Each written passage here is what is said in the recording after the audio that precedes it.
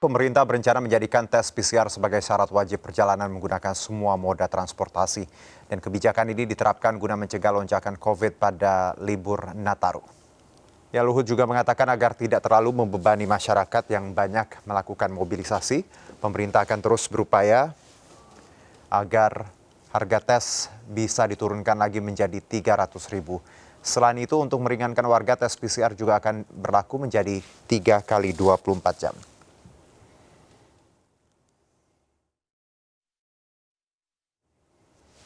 Sementara itu mantan Menteri Perikanan dan Kelautan Susi Pujiastuti juga memberi komentar lewat Twitternya. Ia mengatakan kalau PCR masih digunakan untuk semua moda transportasi, bisakah harga PCR seperti di India?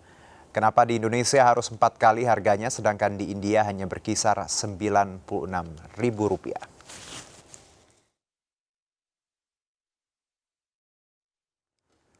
Dan kita akan berbincang lebih jauh terkait kembali turunnya harga PCR bersama Neti Prasetyani, anggota Komisi 9 DPR RI. Selamat sore, Ibu. Selamat sore. Ya, Assalamualaikum warahmatullahi wabarakatuh. Waalaikumsalam warahmatullahi wabarakatuh. Dan juga ada Pak Ede Surya Darmawan, Ketua Umum IAKMI. Selamat sore, Pak Ede. Selamat sore, Mas. Iya, saya ke Bu Neti dulu. Kita tahu harga PCR ini kabarnya akan turun, masih digodok seperti itu, Rp300.000. Bagaimana tanggapan Ibu dari Komisi 9 sendiri? Ya, saya secara pribadi sebagai anggota Komisi 9 DPR RI sampai hari ini belum pernah ada rapat dengan mitra atau kemudian dengan para pihak yang terkait ya untuk menentukan harga PCR ini. Karena sampai saat ini kami masih menjalani reses ya sampai pembukaan masa sidang nanti tanggal 1 November. Yang kedua, tentu saja berapapun penurunannya, saya pikir ini ada satu hal yang mendasar yang harus dijelaskan oleh pemerintah ya tentang screening method yang digunakan. Yang tadinya swab antigen masih bisa digunakan, tiba-tiba swab PCR. Kemudian swab PCR diprotes, tiba-tiba semuanya harus pakai swab PCR. Diprotes soal harganya yang kemahalan, tiba-tiba diturunkan juga tanpa penjelasan. Saya saya melihat bahwa kelihatannya kebijakan yang dibuat pemerintah ini yang pertama tidak partisipatif ya karena tidak melibatkan masyarakat, tidak mendengarkan warga, termasuk juga wakil rakyat. Yang kedua sangat membingungkan gitu ya. Sangat membingungkan ya, apalagi dengan penurunan harga dalam waktu beberapa hari ini. Tentu ini lebih membingungkan lagi ya, selain tentu saja angka yang disebutkan 300.000 itu tentu bagi warga masyarakat yang hari ini masih belum selesai ya menghadapi pandemi masih sangat memberatkan. Itu mungkin Mas. Saya ke Pak Ede. Pak Ede bicara mengenai wacana Rp300.000 untuk PCR. Anda sendiri bagaimana menilainya? Yang pertama saya ingin koreksi dulu mengenai penerapan PCR-nya dulu ya. Jadi kan di situ ada dua isu. Satu isu screening, tadi Ibu Neti sudah menyampaikan bahwa kalau untuk screening seharusnya memang ini tidak perlu berbayar ya, karena kan pemerintah mesti melakukan screening untuk mengetes dan melakukan pemantauan terus-menerus sehingga kasus ini bisa segera diturunkan kan begitu. Jadi kalau screeningnya naik berarti kita harus melakukan sesuatu di daerah situ.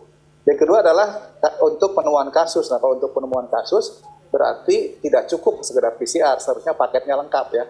Karena kalau hari ini dites PCR, kemudian terbangnya 3 hari kemudian, berarti kan ada risiko di tengah-tengah. Jadi harus ada karantina seharusnya seperti itu. Nah itu paket lengkapnya. Ini yang barangkali harus diingat. Seharusnya ini dilakukan dalam rangka, satu adalah menguatkan surveillance yang dengan screeningnya. Yang kedua adalah untuk melakukan pelacakan penemuan kasus. Nah kalau dikaitkan dengan harga, saya kira ini mestinya para ekonom yang bisa memberikan komentar ya. Karena kalau dari kami, semakin murah orang untuk bisa melakukan PCR, bahkan bila perlu pemerintah yang menanggung, itu akan lebih mudah karena orang lebih mudah untuk melakukan pengetesan kondisi fisiknya sehingga tidak menularkan dan kondisinya bisa secepatnya ditemukan kondisi sehingga pelayanan lebih baik barangkali itu. Baik, kalau kita bicara sebenarnya yang banyak keberatan mengenai tes PCR untuk syarat penerbangan karena harganya Pak yang mahal. Mungkin kalau harganya terjangkau mungkin ya tadi di bawah 300 atau bahkan seperti India yang hanya 96.000, mungkin orang nggak akan teriak. Tapi kalau kita melihat trennya bahwa kemarin sempat 500, lalu diturunkan lagi 400, lalu sekarang ada di wacana Rp300.000.